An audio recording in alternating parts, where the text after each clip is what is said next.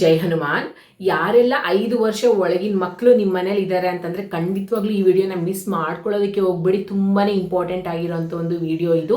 So ಈ ವಿಡಿಯೋದಲ್ಲಿ ನಾನು ನ್ಯಾಚುರಲ್ ಆಗಿ ಕೆಮ್ಮು ಮತ್ತು ಕೋಲ್ಡನ್ನ ಯಾವ ರೀತಿ ಕಂಟ್ರೋಲ್ ಮಾಡ್ಬೋದು ಅದ್ರ ಬಗ್ಗೆ ಡೀಟೇಲ್ಸ್ನ ನಾನು ನಿಮಗೆ ಪ್ರೊವೈಡ್ ಮಾಡ್ತೀನಿ.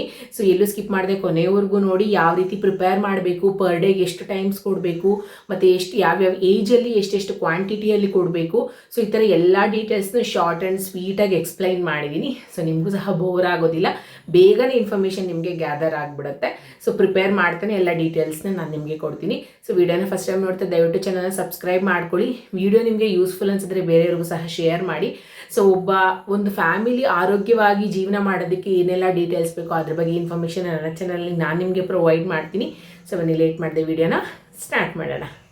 ಏನು ಗೊತ್ತಾ, ನಮ್ಮ ಮಕ್ಕಳ ಇಮ್ಯುನಿಟಿ ಸಿಸ್ಟಮ್ನ ನಾವೇ ಹಾಳು ಮಾಡ್ತೀವಿ. ಹೇಗೆ ಅಂತಂದರೆ ಕೆಮ್ಮು ನೆಗಡಿ ಬಂತು ಅಂದರೆ ಸಾಕು, ಹೋಗೋದು ಶಿರಪ್ ಕೊಡೋದು, ಹಾಸ್ಪಿಟ್ಲಿಗೆ ಹೋಗೋದು, ಶಿರಪ್ ಕೊಡೋದು ಅಥವಾ ಆ್ಯಂಟಿಬಯೋಟಿಕ್ಸ್ ಕೊಡೋದು, ಇದನ್ನೇ ಮಾಡ್ತಾಯಿದ್ದೀವಿ ನಾವು. ಅಟ್ಲೀಸ್ಟ್ ಒನ್ಸ್ ನಾವು ಟ್ರೈ ಮಾಡಬೇಕು ಅಲ್ವಾ, ನ್ಯಾಚುರಲಾಗಿ ಕ್ಯೂರ್ ಮಾಡೋಕ್ಕಾಗುತ್ತಾ ಇದು ಅಂತ ಟ್ರೈ ಮಾಡಿ ಆಮೇಲೆ ನಾವು ಸೆಕೆಂಡ್ ಆಪ್ಷನ್ ಆಗಿ ಹಾಸ್ಪಿಟ್ಲನ್ನ ಇಟ್ಕೊಳ್ಳೋದು ಬೆಟರು ಅಂತ ನನ್ನ ಫೀಲು.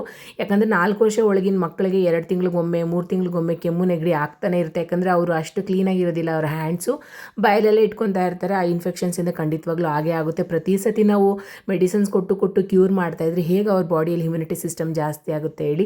ಸೊ ಅದಕ್ಕೋಸ್ಕರ ಈ ಥರ ಒಂದ್ಸತಿ ಟ್ರೈ ಮಾಡಿ, ಖಂಡಿತವಾಗ್ಲೂ ನಿಮಗೆ ಮೇ ಬಿ ಯೂಸ್ ಆಗ್ಬೋದು ಅಂತ ಅನ್ಕೊತೀನಿ. ಯಾಕಂದರೆ ನನ್ನ ಮಗನಿಗೆ ನಾನು ಇದೇ ರೆಮಿಡಿನೇ ಕೊಡೋದು. ಆಮೇಲೆ ಸೆಕೆಂಡ್ ಆಪ್ಷನ್ ಆಗಿ ನಾನು ಹಾಸ್ಪಿಟ್ಲಿಗೆ ಹೋಗ್ತೀನಿ ಅಷ್ಟೇ. ಫಸ್ಟ್ ಇದನ್ನು ಕೊಟ್ಟು ಕ್ಯೂರ್ ಆಗಿಲ್ಲ ಅಂದರೆ ಮಾತ್ರನೇ ಹಾಸ್ಪಿಟ್ಲಿಗೆ ಹೋಗೋದು. ಸೊ ನೋಡಿ, ಫಸ್ಟ್ ಇಲ್ಲಿ ನಾನು ಕಪ್ರುಳಿ, ತುಳಸಿ ಸೊಪ್ಪು ಮತ್ತು ವೀಳ್ಯದೆಲೆನ ತಗೊಳ್ತಾ ಇದ್ದೀನಿ. ಕಪ್ರುಳಿ ಮತ್ತು ತುಳಸಿ ಸೊಪ್ಪನ್ನ ಸೇಮ್ ಮೆಷರ್ಮೆಂಟಲ್ಲಿ ತೊಗೊಳ್ಳಿ.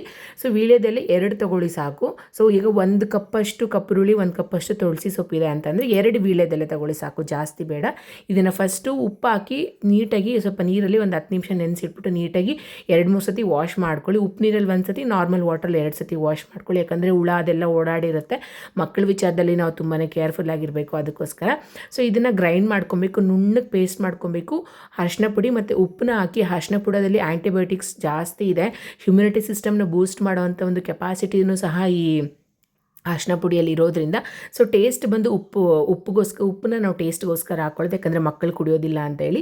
ನುಣ್ಣಕ್ಕೆ ಇದನ್ನು ಗ್ರೈಂಡ್ ಮಾಡಿಕೊಂಡು ಸೊ ನೀಟಾಗಿ ಸೋದಿಸ್ಕೊಂಬಿಡಿ ಇದನ್ನು. ಯಾಕಂದರೆ ದೊಡ್ಡವರಾದರೆ ಹಾಗೇ ಕುಡಿದ್ಬಿಡ್ತಾರೆ, ಮಕ್ಕಳಿಗೆ ಬಾಯಲ್ಲಿ ಸಿಕ್ಕಿದ್ರೆ ಅವರು ಕುಡಿಯೋದೇ ಇಲ್ಲ. ಅದಕ್ಕೋಸ್ಕರ ನೀವು ದೊಡ್ಡವರೇನಾದರೂ ಕುಡಿತಾ ಇದ್ದರೆ ನೀವು ಸೋದಿಸ್ದೇ ಕುಡಿಬೋದು, ಇನ್ನೂ ಬೇಗನೆ ಕ್ಯೂರ್ ಆಗಿಬಿಡುತ್ತೆ.